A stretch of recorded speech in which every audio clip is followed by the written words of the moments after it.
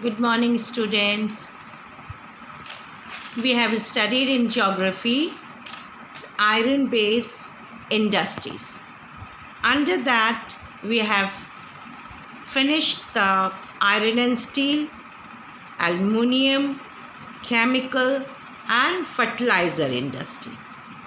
Today, we are going to start cement industry. As you all are knowing that cement industry is very important for the development of our country, because you can see the development today is based on cement.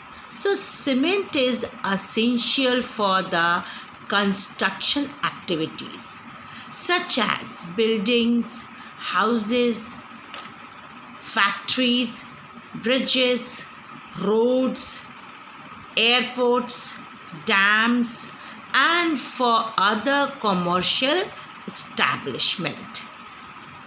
So next is, this industry requires bulky and heavy raw material like limestone, silica, and the gypsum, coal, and electronic power are needed apart from rail transport.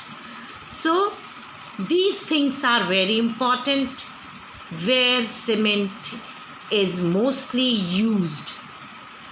Like निर्माण कार्यों में, जैसे घर बनाने के लिए, कारखानों को बनाने के लिए, पुल को बनाने के लिए, सड़कें और हवाई अड्डों को बनाने के लिए, जैसे बांध बनाने के लिए, तथा अन्य व्यापारिक प्रतिष्ठानों का निर्माण में सीमेंट बहुत ही आवश्यक है। बिना सीमेंट के हमारे देश की उन्नति नामुमकिन है, क्योंकि जितनी भी चीज़ें हैं उसको मजबूती से बनाने के लिए सीमेंट बहुत ही इम्पॉर्टेंट है। इस उद्योग को भारी व स्थूल, सबसे बड़ी बात है कि सीमेंट बहुत भारी होता है। आपने कभी सीमेंट के बैग्स को देखा है तो आप देखेंगे कि कितना ज़्यादा वो भारी होता है। Because of its heaviness it is known as a bulky raw material. So it is क्या है कि वो भारी व स्थूल कच्चे माल जैसे किस चीज़ से बना रहता है, वो उसमें क्या क्या रॉ मटेरियल की ज़रूरत होती है।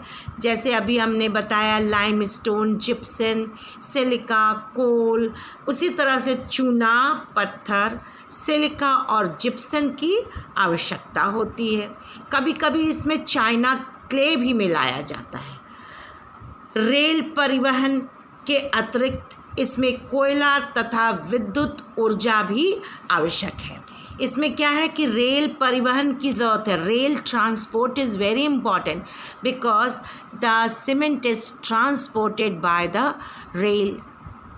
किससे वो एक जगह से दूसरे जगह पर ट्रांसपोर्ट होता है? रेल परिवहन से। और साथ में इसमें कोयला means the it is required coal and also the electric power, क्योंकि इसको बनाने के लिए, इसको ग्राइंड करने के लिए, महीन इसको बना कर बोरों में भरने के लिए, इसके लिए बिजली की बहुत ज़्यादा, ऊर्जा की बहुत ज़्यादा आवश्यकता होती है। The first cement plant was set up in Chennai in 1904। 1904 कब सबसे पहला सीमेंट उद्योग कहाँ पर बना? चेन्नई पे। और वो 1904 में लगाया गया।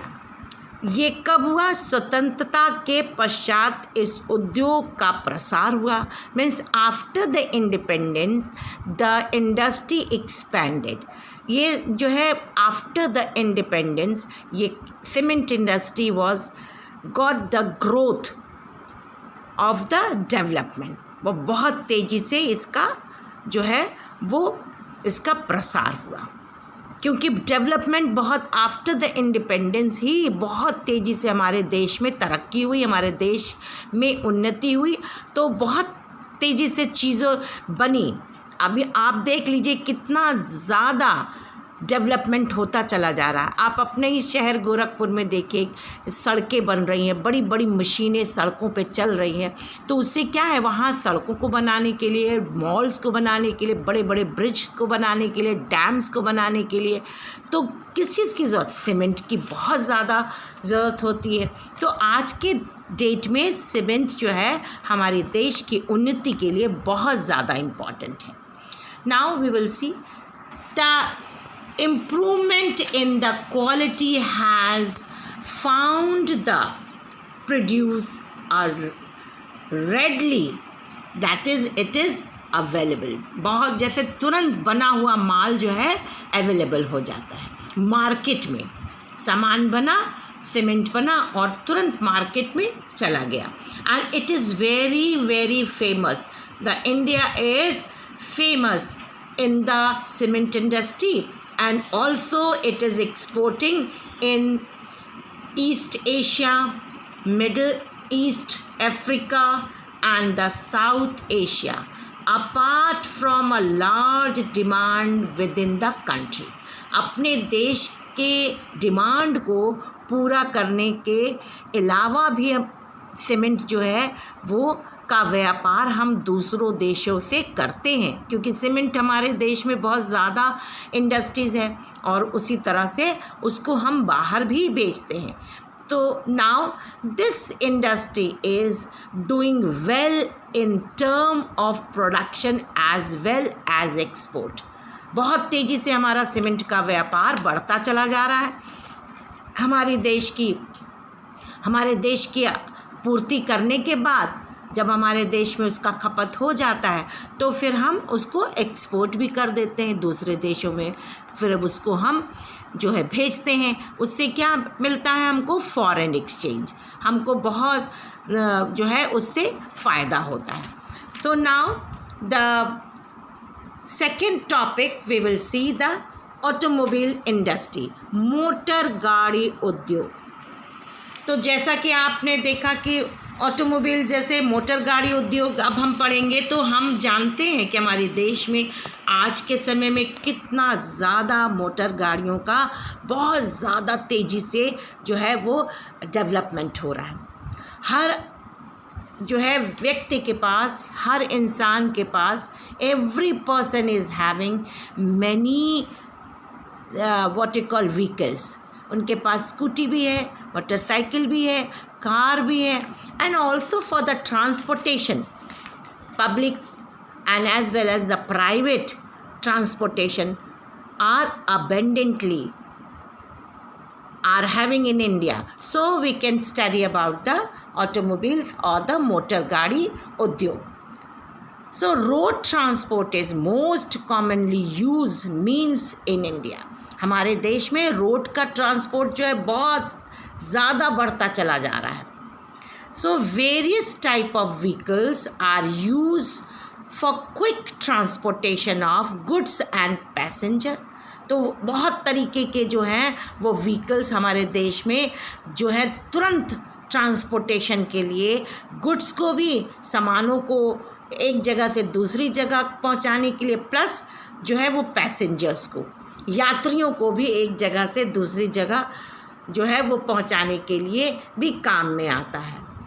ट्रक्स, जैसे कि trucks, buses, cars and the motorcycle, scooters and the three-wheelers, multi-utility vehicles, जैसे बसेस वगैरह जिसमें ढेर सारे लोग आते हैं, और आपने अभी नाम इसमें सुना, ट्रक भी, बस भी, कार भी, मोटरसाइकिल भी, स्कूटर भी और थ्री व्हीलर्स। आपने देखा टेम्पो और आजकल ई रिक्शा बहुत ज़्यादा या गोरखपुर में चलने लगी और सारे हमारे पूरे देश में। Are manufacturing in large number at various centres in India. बहुत ही हमारे बहुत सारे सेंटर्स हैं जिसमें ये सारी चीज़ें बनाई जाती हैं। The industry is located in, और ये इंडस्ट्री कहाँ कहाँ लोकेटेड है?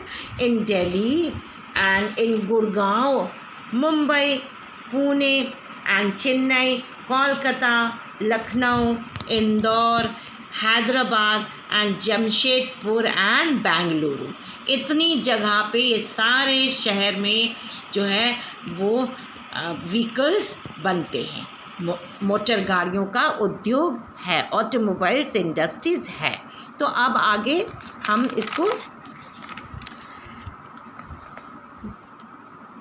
देखेंगे कि अब हम information technology and the electronic industry को पढ़ेंगे, सूचना प्रौद्योगिकी एंड द इलेक्ट्रॉनिक उद्योग। तो इंफॉर्मेशन टेक्नोलॉजी, आज आप देख रहे हैं कि हमारा जो है information technology and electronic industry, how much it is means it is leading and it is progressing, कितनी तेज़ी से बढ़ता चला जा रहा है। It means the India is having a demand for these things, that technology, because of the growing India. It is now you can see many things we are modern equipments we are utilizing in every way. Like the electronic industry covers a wide range of products. What are the wide range? What are the things it is included in the information technology and the electronic industry? Like transmission, transistor, radio, set of television, आप सब कुछ अपने घरों में इस्तेमाल करते हैं।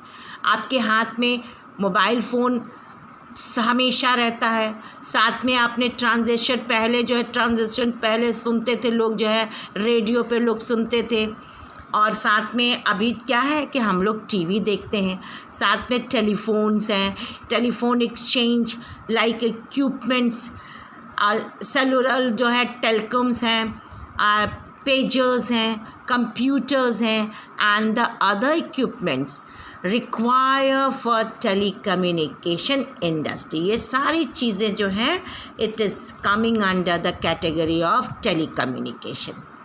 Now the Bengaluru, as everyone is known as Bengaluru is the very famous for the to produce the chips, like it is also known as a Silicon City। जैसा कि आपने सुना होगा, it is very famous for the software engineering or software industry. So Bengaluru has emerged as electronic capital। Bengaluru को क्या नाम दिया गया? Electronic capital of India. And another centre developing fast, और दूसरा एक बहुत ही तेज़ी से बढ़ता हुआ सेंटर जो है हैदराबाद।